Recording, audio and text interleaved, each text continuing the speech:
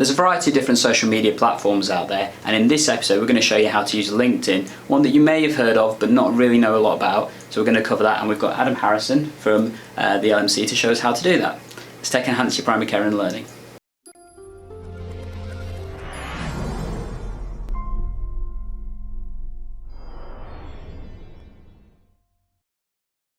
If this is the first time we're meeting, I'm Dr. Gandalf of EGP Learning, where I look at supporting you with technology-enhanced primary care and learning to save you time. And in this episode, we're going to have a look at the platform called LinkedIn. It's one of the big social media platforms that exist, and it's potentially the professional social media platform. And I've got Dr. Adam Harrison here from our local LMC to show us how to use this platform. How are you doing today, Adam? Yeah, good, thanks, Gandhi. How are you? Not too bad, thanks. So guys, if you want to watch the full video, make sure you click the subscribe button in the corner and ring the bell to make sure you get notified of all of our content. And as always, we're on all our various platforms: Facebook, LinkedIn, yeah, we're talking about today, Twitter, YouTube, Instagram, everywhere. Always feel free to leave a comment, and let's get to the video. Shall we begin?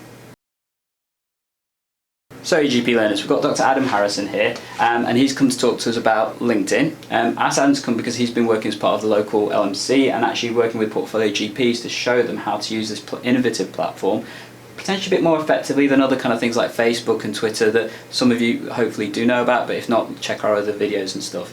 But first of all, shall we hear a bit more about Adam? So Adam, tell us about yourself. Well, I'm a local GP, just doing out of hours at the moment, involved in the LMC, as you said, vice chair of Notts LMC. Do various things through the LMC, including working on the GP Portfolio Plus project, which is kind of how I got into educating GPs about LinkedIn.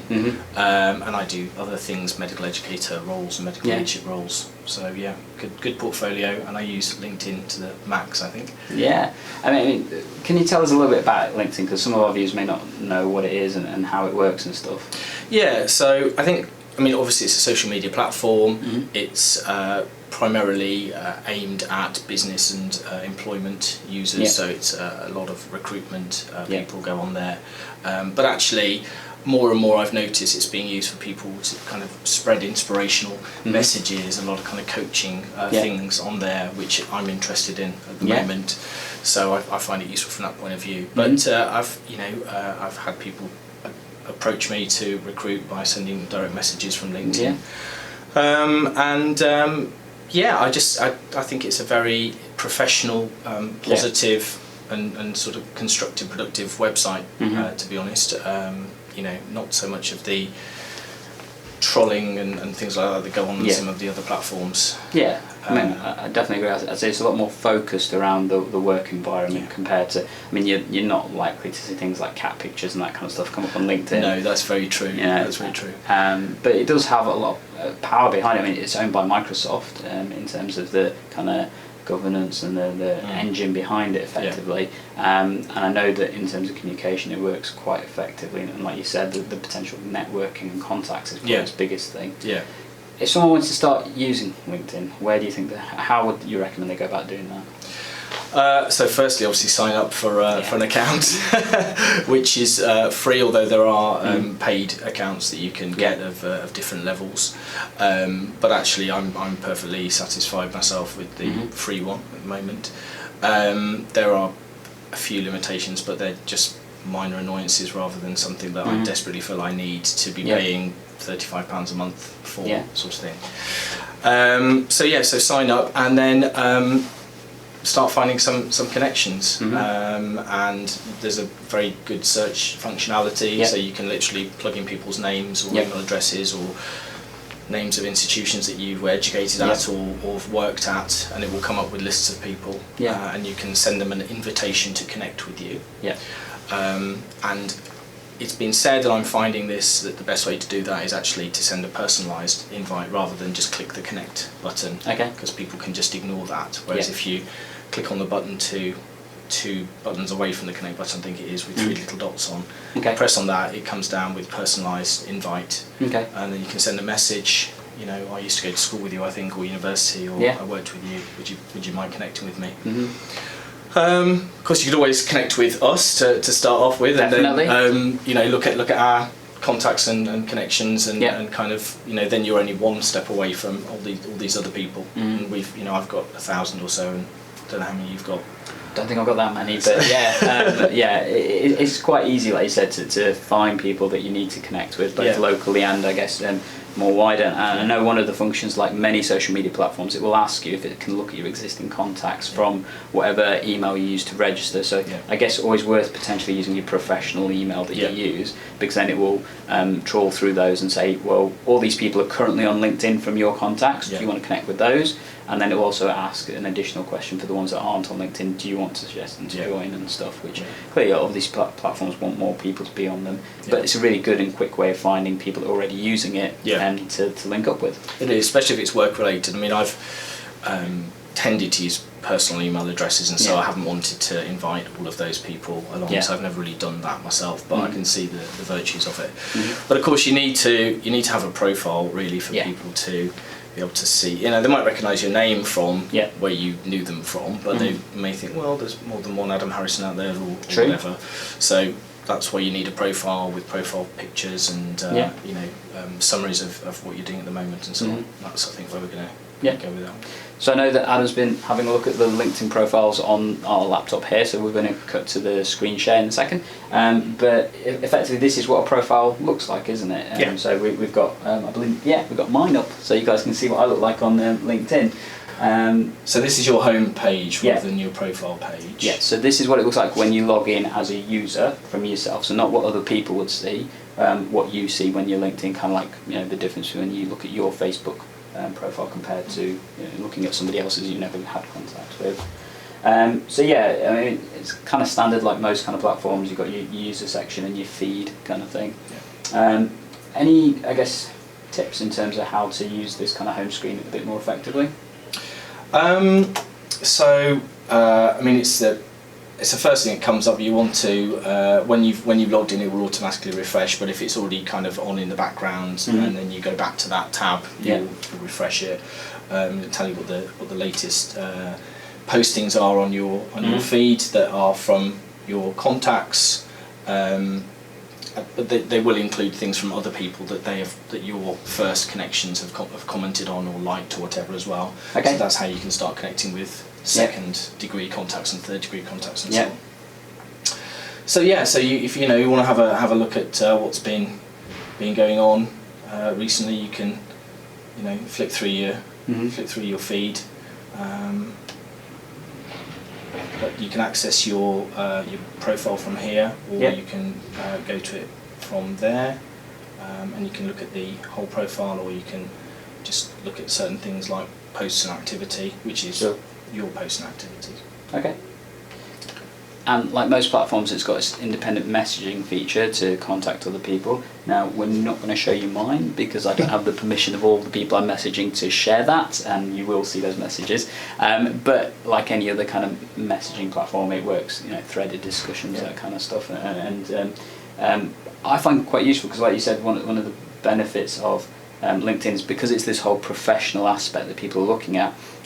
It's great for making contacts and potentially finding work. So I know for the EGP learning side of things, I've the past year I put a bit more time into LinkedIn, and actually through that I made quite a few contacts and potential jobs offers that have come through that, as well as other kind of communications and things. So definitely from the messaging perspective, it works quite well. And you can, as like most of the other ones, you can set that up so you get an email every time you get a message and things. Sometimes can get a bit OTT, but set it how you want, as with anything. How many connections you have, I guess. How many updates there are. And how short people write their messages rather than one big paragraph. They write 10 lines and stuff. That gets a bit more frustrating. So in terms of messages, you can either click on there, which we're not going to do, as you've said, to access your messages, or there's a little messaging box down here that if you press on that, it elongates upwards and shows a smaller entry of all your messages. So how would you suggest people use LinkedIn to do some of the stuff we talked about, so that professional networking, that job finding kind of stuff? Is there any, I guess, roles that you can, or ways that you can tell us how to do that? Yeah, definitely. So first thing is to have a good and up-to-date profile. Is it okay to have a look at yours? Yeah, so we're going to have a look at my profile as if you were looking at it off the bat, so not as me kind of thing. Okay, let's go down to... There we are. Is it that one? Yeah. Yeah, so this is, if you're logged in as yourself and you're looking at Gandhi's profile, this is what you'll see when you look at his. So there's his profile picture. They do say you also will get more interest if you've got a background picture as well. So potentially something I need to look at, changing my background photo because I don't have that. I know that there's some tips around taking your profile photo as well, isn't it, generally speaking? Nice clean image, generally business attire, that kind of stuff, facial portrait kind of thing. Mine's not like that because more people know me online due to my avatar than my face-to-face, which is probably a plus and a minus, but maybe something I'm thinking about changing for LinkedIn because it is a different kind of platform compared to Facebook and Twitter and stuff. There's a few YouTube videos out there that give advice about how to produce a good profile, and I've seen a few of them, and one of them talks about consider how many times you're going to be seen in person by someone during the day, walking around or whatever, being at work. Consider how many times your picture is going to be seen by people on social media that day, and it's going to be dozens of times more. So, sort of saying, don't kind of dress too casually or as if you're going out clubbing or something like that. If you're trying to appeal to business contacts, which is primarily is for, and potential employers and recruiters, then best to look as smart on the smart casual spectrum as possible, I think. So I guess one change I'm going to have to make then, by the sounds of it, is my profile picture for LinkedIn. Okay, we'll get that sorted. I think it depends what you want to use your profile for, though. So you're not actually looking for work. No. So if people approach you, despite that, they've kind of seen past that anyway, haven't they? True. But you're going to be rebuffing them anyway because you're too busy. Yes. As many of you know, I've got far too many hats. So that's what it starts with your pictures, and then there's your summary. I really like your summary. It's very concise and kind of bullet pointy, and literally GP, problem solver, technology adapter. I like that. I mean, mine's a few lines. I think you've got a sort of tweet number of characters roughly, haven't you, to write your actual. That's your strapline, I think, isn't it? Your strapline is you've got sort of like 140 characters or something, and then your summary you can do a bit longer if you want to. I think they say 3 or 4 paragraphs of a few lines each. I would probably summarise your key interests and key skills. So I guess like an elevator pitch, effectively, to people that you potentially want to attract in terms of their attention and stuff. That'd be that summary. So like you said, 3-4 paragraphs, probably no more than about 200-300 words, kind of thing. So then it's your experience, which is your work experience. So all your various roles, but this goes all the way back. I mean, these are all current, aren't they? So you probably haven't put any of your past roles in then. So my past roles should be in there, but I think it doesn't show you past ones straight away, does it? This view. Okay. So we can have a look at your profile from your login perspective, and you'll see the past roles there. Then education, skills and endorsements. So this is nobody's actually logged into this. That may be why. So if you're logged in, you'll be able to see some of the things we'll see through your profile when you're logged in. And that's a good section, skills and endorsements. Actually, we'll come back to that. Publications, and there you go. So this is what someone who isn't logged in to LinkedIn can see. Not everyone allows as much information to the public as you have there, and I think you can probably provide even more access if you want to. I'm quite strict with what I allow my public-facing LinkedIn profile to be. Sure. But it's what you're comfortable with. Definitely. And as many of our EGP learners will know, when it comes to social media use, looking at your privacy settings and that kind of stuff is always paramount. How much are you willing to share? Definitely always worth looking at, and potentially revisiting on a regular basis as well, because these platforms do have a habit of sometimes changing the criteria, and Facebook's notorious for doing that. LinkedIn probably less so, that they're a bit more stable, I think, in terms of how they look at that. But yeah, always worth checking your privacy settings and what you're happy sharing and what you're not happy sharing. There are different versions and things, and you can delve into the settings to do that. So we've kind of seen what a profile looks like when you're not logged in. I guess when you're logged in, like you said, you get to see more, particularly the skills and that kind of section. And I know that you can kind of put down what you feel your big kind of most important skills are that can be of benefit to other people, and there are ways of trying to search through that and things. I guess any tips that you would give to our viewers and stuff, how to work that a bit more effectively?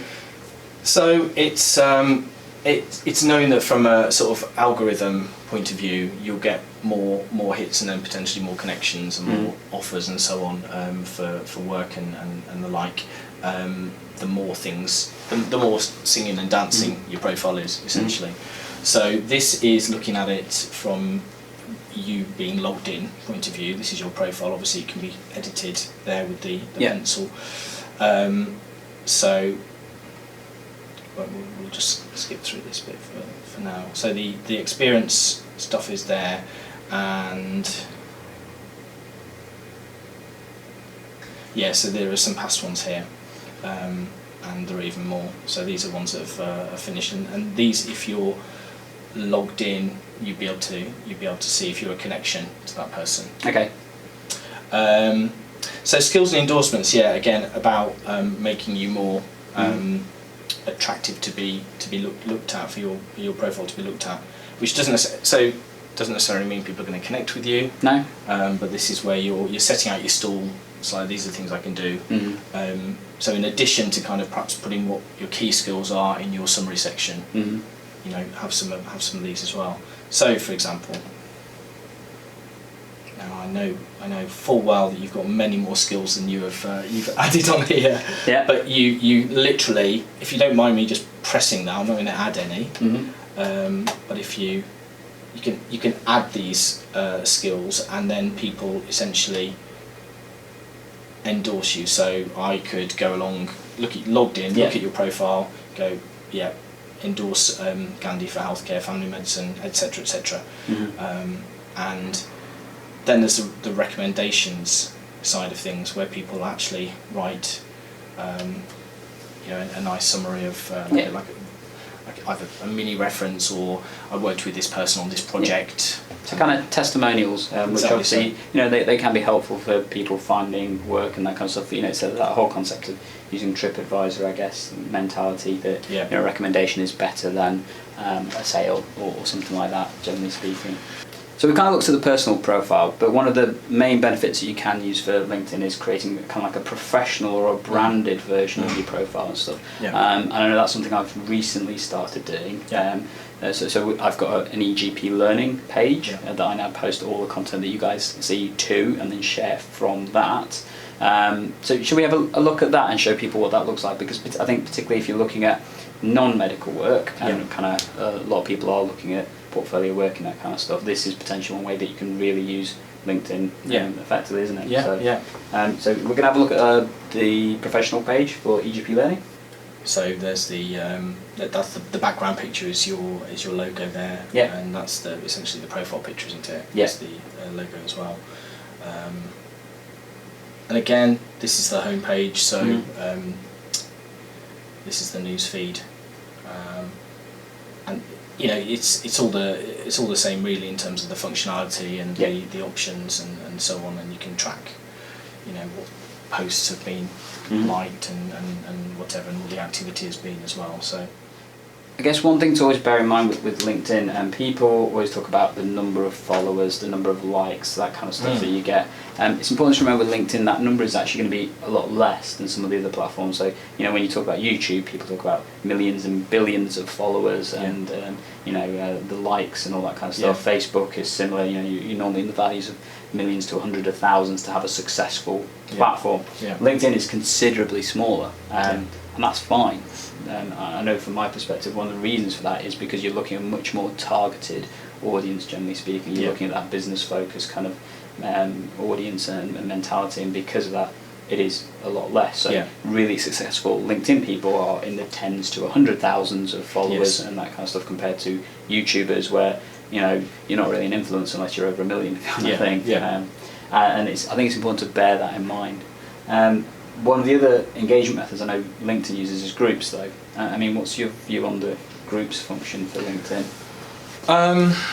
So I am a member of various groups, and things will come up in the news feed, but I'm not really involved in group discussions and things like that through a messaging functionality or posting on the group's LinkedIn page or anything like that. I don't do that. I guess that is available. Yeah. Some people do. I guess it depends on the company that are doing it. Some of them won't let you post things. Yeah, and I think that also reflects actually the difference between LinkedIn groups and other kind of things like Facebook groups. So many of our EGP learners would have seen the previous videos we did on Facebook groups and how that can be effective as a clinician as well. But LinkedIn, I must admit that their forum method, their groups method, probably isn't as good as the other social media platforms like Facebook. The functionality just isn't there. The notification aspect of it is a lot weaker. It's there, but it doesn't work the same way. You're absolutely right. And I think that's probably why the engagement from that may not be as effective for people in our profession. I think other business worlds, you're right, so great for if you're in a company and you've got your own closed group to work as a company, that can work quite well, particularly if your company designs and is sharing in that way. I guess the best thing I've always thought about LinkedIn is, like you said, it's that way of it being your CV. I mean, I know that when I applied for a couple of jobs, I've actually just sent people my LinkedIn profile. I've not bothered filling in the form or sending in a CV. I've just said, here you go, here's my LinkedIn profile, have a look at it. I have actually got a job from that. So it does work. I think sometimes you get a little bit of resistance because like, I want our form filling in. I mean, do you think GPs could use that in some way, shape or form, particularly I guess locums and that kind of stuff? Do you think there's mileage for people using their LinkedIn profile as their CV? Yeah, I mean, you can put on your profile that you're open to recruitment opportunities and that people are approaching you about that. You can follow locum agencies and recruitment agencies. You will put in your summary all your kind of skills and GP locum looking for work or something like that if you want to, as part of your strapline even. So you can make it really obvious. But also, I mean, people will, as you said, they will look at your profile and they'll vet you and decide whether they're interested in you just from your profile. So I've had lots of people say, "Oh, right, okay, so really like to look at your profile. You're a medical director in this, and yeah, really think I've got something for you here." And they've already done that sort of triage, that screening bit. And usually a CV then is not particularly necessary. They'll just forward the link for your profile to the recruiter or to the employer that they're recruiting for. So and then it's a phone calls then before you meet people. So yeah, there's a lot of good potential, I think, for definitely. And I think for practices as well, this is potentially a goldmine of opportunity in terms of finding people, isn't it? So finding administrative staff, finding business staff, practice managers, that kind of thing. This potentially is a more effective way of trying to find people. Potentially free as well. It just costs you the time to trawl through LinkedIn looking for people that are looking for those kind of jobs. But you can vet a lot of them before you, and like you said, tap them on the shoulder, say, we've got a job going as a practice manager, we've seen that you've done similar sort of things, would you be interested, that kind of thing. And particularly with, there's a massive focus on GP recruitment for the clinical side, but actually outside of that, the support teams is just as valuable and potentially makes the day life a lot easier. So having good teams in that way can be useful, and this is potentially a new way of looking for administrative staff that the practice may want to consider. I think the NHS have got a long way to go with LinkedIn and practices particularly. There are probably a handful of UK NHS GP practices that are on LinkedIn in real terms. So whereas your more private providers, they are out there. So you sort of depends if you mind being approached by those sorts of people as well. But probably best to go for, if there are any practices you're interested in, look at the doctors who are there, see if the doctors have LinkedIn profiles, send them personal invites to connect, and then say, I'm looking for work, I like to look at your practice, could I come and meet you? Yeah, definitely. It's probably a good way of doing it, and the practice managers. Cool. So Adam, what would you say is your top 5 tips for using LinkedIn as a GP? Okay, so have a profile with good pictures, good strapline, good summary, a full layout of your past experience in terms of your jobs, your education. Get some skills on there and try and get some endorsements. And one sort of slightly cheeky way to do that is to hope that people will reciprocate. So you go and endorse other people for skills, and they go, oh, and then they look at your profile and go, oh, well, actually, I'll return the compliment. You know. Okay. Yeah, use it for messaging. Use the stuff on the news feed too. I think we were talking about numbers of followers and kind of versus Facebook and so on. Most kind of commentary is done on other people's posts, or you put your own posts up there. That's another good way of kind of attracting people to look at your profile. And I think you've taught me that the algorithm for putting videos and things in there is really good. Definitely. So obviously people know about YouTube being the second largest search engine in the world and the biggest video platform existing, but actually the algorithm for LinkedIn in terms of video use is much more effective. So if you're a video content creator and you put stuff on LinkedIn, the way that uses the video is much more effective. It's that key thing, it's the audience. LinkedIn gets you to your professional audience much more effectively than anyone and everyone, which, particularly if you're a brand looking at trying to create a following, or if you've got a particular goal in mind, LinkedIn can be much more effective at targeting that business orientated goal compared to YouTube. Clearly there's differences in terms of influencer power and that kind of stuff, but as a platform, the video method for LinkedIn is definitely more powerful. Important to remember, LinkedIn, there's a limit of 10 minutes on the video content you upload, so it is more like slightly shorter form kind of thing, and like most of the platforms, they prefer image over text and that kind of thing, but work really effectively. You're right, engagement's the big way to get the following. It's talking on other people's posts and that kind of stuff so then people recognise you, and then that comes to the profile, that they see your validity and where you're coming from, and that's how you can build yourself on LinkedIn a bit more effectively. And I guess maybe not just for GPs wanting to do clinical work, but if you wanting to be a portfolio GP and you're interested in lifestyle medicine or aesthetics or something like that, there'll be some people on there who have a lot of followers. Because you get to a certain number of contacts and then you can't add any more contacts, people just have to follow you. So there are some big hitters out there. There are people with 1.5 million. Any you'd suggest our viewers should have a look at? Well, they're not really specific to GP, but I follow them because the content can be quite interesting. So there's a guy called Oleg Vishnopolsky who's got 1.5 million viewers, and if you posted something on one of his on one of his feeds, and there's potential there for quite a lot of people to see what you've posted and actually think, oh, I really like what that person said. I'd like to connect with them. I'd like to offer them a job, or it is literally sometimes as easy as that. Bridget Hyacinth is another one. Corey Warfield and Rob Moore, they've kind of got a lot of followers. I call them the sort of VIPs, the LinkedIn VIPs. But another top tip is maintaining your profile.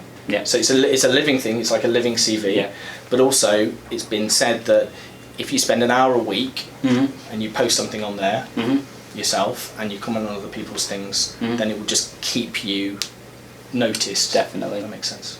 So engagement's a big part, like we said, and maintenance. It's kind of like appraisal, isn't it, guys? Do a little bit every week or so. It's so much easier than doing a big log when you kind of need to.